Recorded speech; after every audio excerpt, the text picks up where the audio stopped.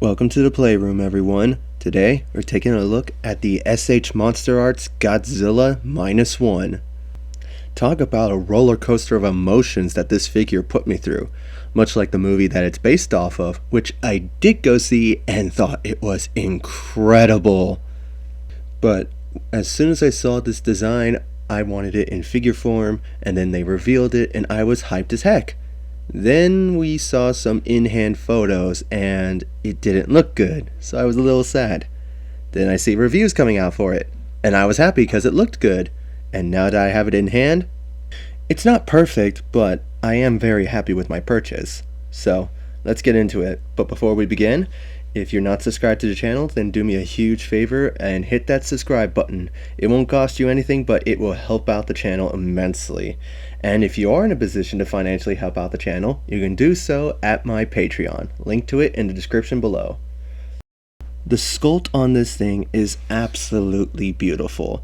They took the 3D files from the movie and just put it into the figure format, but they also had monster modeler Yuji Sakai come in and touch it up where necessary, so that way it's a nice cohesive look.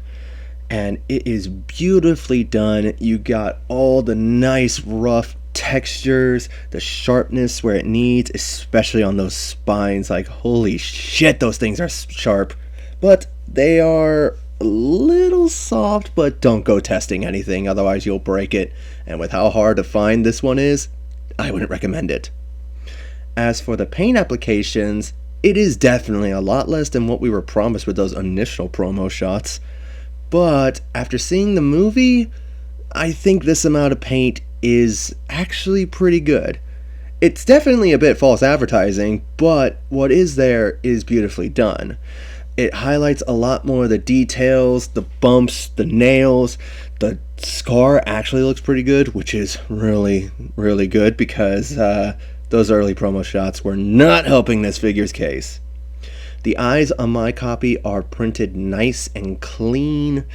You got that sense of burning rage in those eyes, so love that it's highlighted there. The inside of the mouth is painted in a nice bone white for the teeth, and then a fleshy red for the inner workings of the mouth, and it looks great.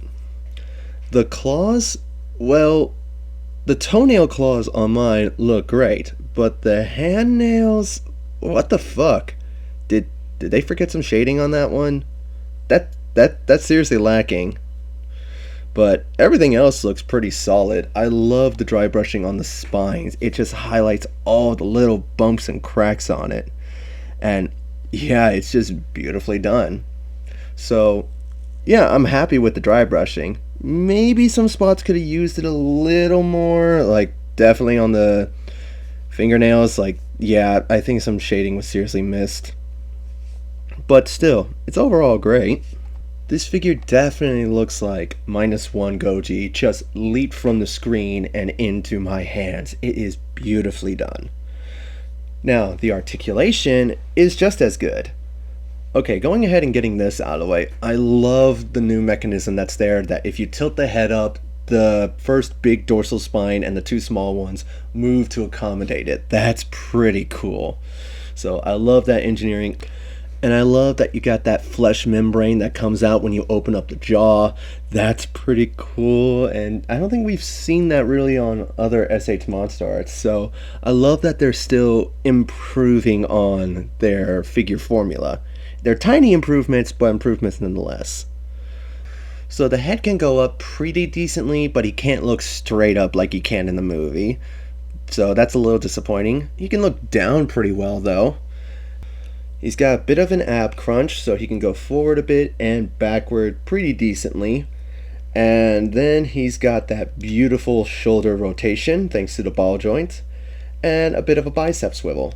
The elbow can't really straighten out that much. That's a little disappointing, but to be fair, he's not really supposed to be straightening out his arms, so I guess I can let it slide. And then nice rotation on the hands thanks to the ball joint. The legs can do a full rotation, and thankfully my copy's not so tight that I can actually pull that off.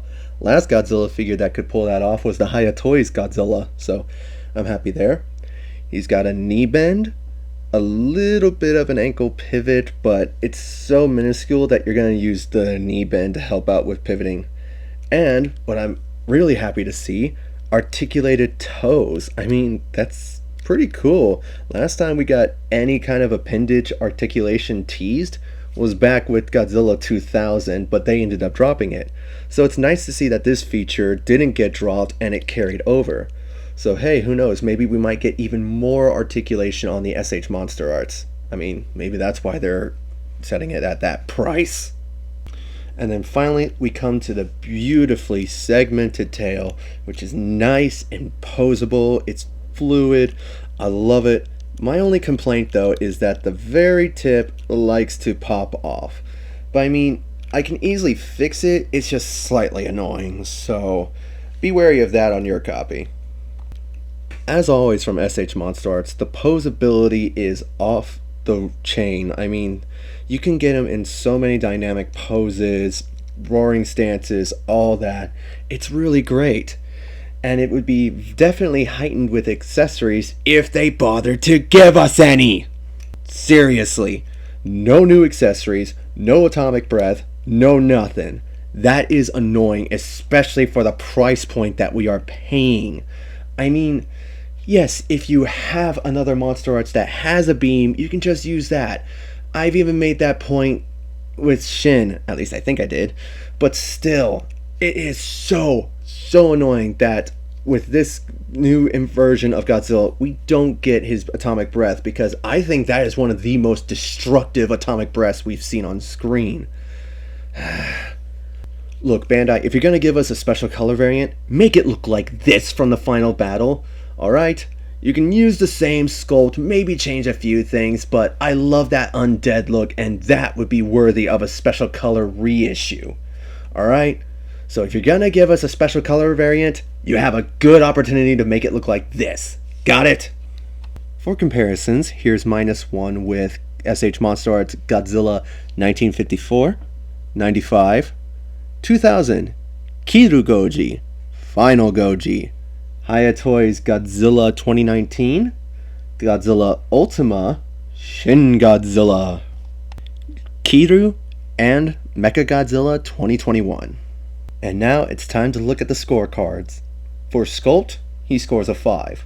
It is really accurate to the movie, and it is beautifully done, so it earns the top score there. For Paint, it gets a 4. Losing points because, well, it did change from the prototype, which is to be expected, but ultimately it was because some areas could use it a little more, so lost points there.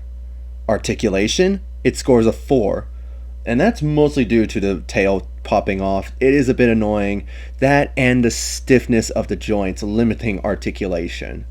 So yeah. And then for accessories, -1. Look, the title of the movie set me up for that one, alright? With the scores added up, he earns a 12 out of 20. Not bad, but if you're not into this Godzilla, you can pass on it. Me, on the other hand, I'm happy I picked this guy up. With the Reiwa series starting with Shin, we've gotten so many Godzilla designs from it, from Shin, the 2 anime Gojis, and now -1. And honestly, until -1 came out, Ultima was my favorite, but now, -1 is my favorite design from this new Reiwa series. So I'm really happy to have this. I can understand how that price point and lack of accessories can turn some people off, but if you are really wanting this guy, then go ahead and pick him up. You can go for the Super 7 if you want, but honestly, I'm happy with this one. I'll pass on the Super 7.